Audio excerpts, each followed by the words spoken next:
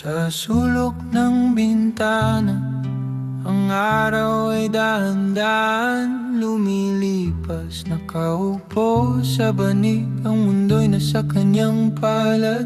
Hindi maririnig ang tawag ng kalapati sa bubong, dahil sa isang tuldok na kumikinang sa dilim. Walang salita sa labas, walang galaw sa hangin.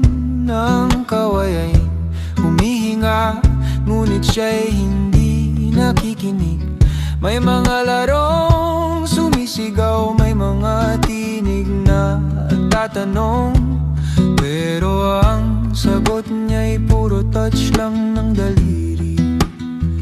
Bata ngayon, nakatingin sa liwanag na hindi galing sa araw. Bata ngayon, nakikinig sa mundo na hindi nagsasalita ng totoo. Kung ang alaala'y maaaring i-scroll, saan ka pupunta kapag nawala ang signal? Ang signal.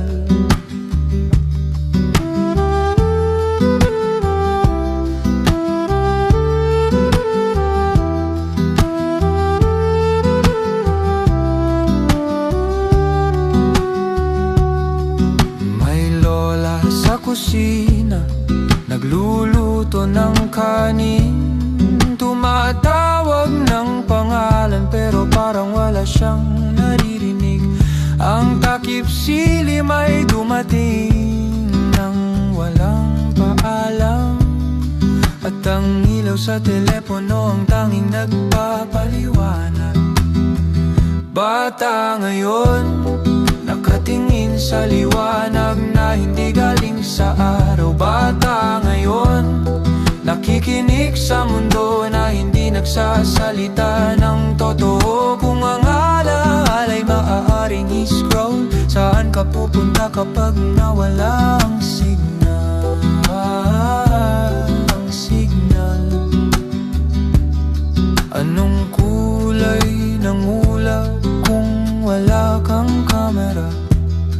Sino ang hahawak sa kamay mo kung offline ka na?